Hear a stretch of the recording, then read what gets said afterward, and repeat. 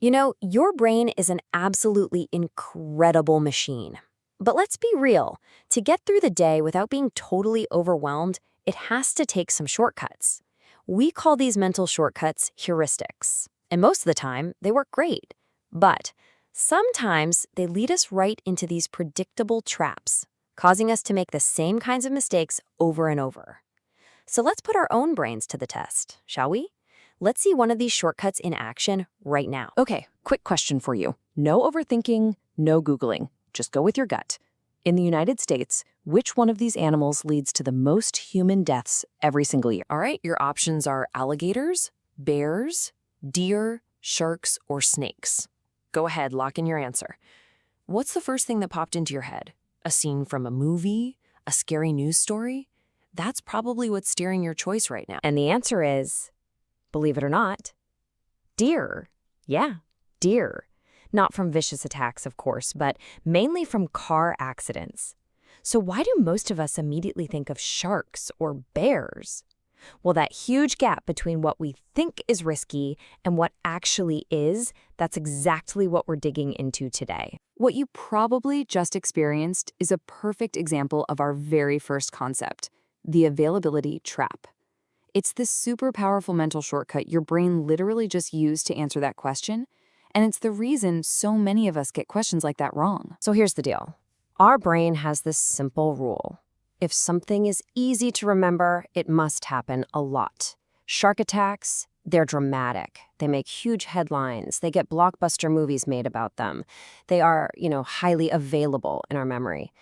Deer-related car accidents, not so much. They're way more common, but they're just not as memorable. And this trap is working all around us, all the time.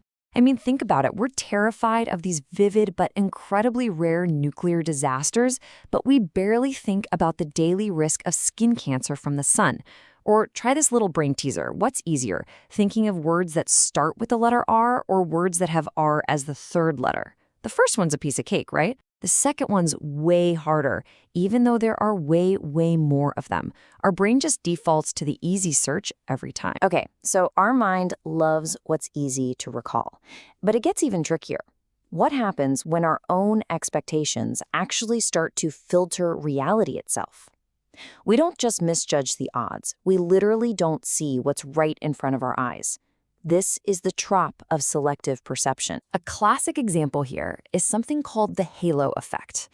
This is where one single standout quality, could be good, could be bad, casts this sort of halo over our entire judgment of someone or something. Our brain desperately wants a simple, easy story, so it just grabs onto one detail and lets that color the entire picture. And you see this constantly. Think about how we instinctively tend to think attractive people are also more competent, or how we might assume someone dressed in expensive clothes must be really successful. And that whole thing about first impressions being so important, that's the halo effect in full force.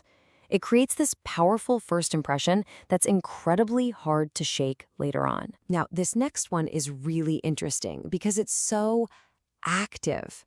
With confirmation bias, we're not just passively getting things wrong, we actively go on a hunt for evidence that proves what we already believe, while at the same time, we're ignoring or dismissing or explaining away anything that challenges us. And in today's world of social media algorithms, this bias is on steroids. This quote just nails the mindset perfectly. Imagine an investor, right? He spent weeks, maybe months, building this rock-solid case for buying a stock. Then some negative news comes out. What does he do? He's probably going to dismiss it as just noise, because to accept it would mean admitting all that hard work was wrong. So our brains are super influenced by what we already think, but they're also incredibly sensitive to how information is presented to us.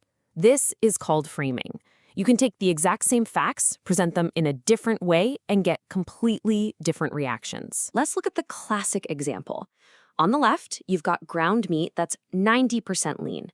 On the right, you've got meat that contains 10% fat. Now, logically, mathematically, these two statements are identical, but they don't feel the same at all, do they? So which one sounds healthier to you? Come on, be honest. Almost everybody picks option A. Why? It's simple. Lean is a positive frame. fat is a negative one. By just switching the frame, you change the entire emotional reaction and probably the decision, even when the information itself hasn't changed one bit. So the way things are framed can totally sway us. But you know what's an even bigger influence? Other people. Our last mental shortcut for today taps into one of our deepest, most primal instincts, the need to follow the herd. The famous economist John Maynard Keynes explained this perfectly. He used an analogy of a newspaper beauty contest. He said, to win, you shouldn't pick the face that you find the prettiest. Nope. You have to pick the face you think everybody else is going to find the prettiest. So your decision isn't about objective truth. It's about trying to predict the psychology of the crowd. This is also called social proof, and you see it in a million tiny ways every day. Have you ever been walking down the street, seen a group of people looking up, and you just automatically look up too without even knowing why? Or how at a show one person starts clapping and that triggers the entire room to applaud? It's that same instinct that makes you feel like you should toss a dollar into a tip jar that's already full of cash. We just unconsciously assume that if other people are doing it, it must be the right thing to do. Okay, so we've looked at 4 really powerful biases. Now, for the grand finale, let's see how they can all team up in a high-stakes situation, like investing your money, and lead a really smart person down a really dangerous path. So here's our investor. He starts off doing months of research, building a really positive case for a company. Then he comes across an analyst report that says exactly what he wants to hear. Boom, that's confirmation bias, patting him on the back. He invests his hard-earned money. But then, the stock starts to fall.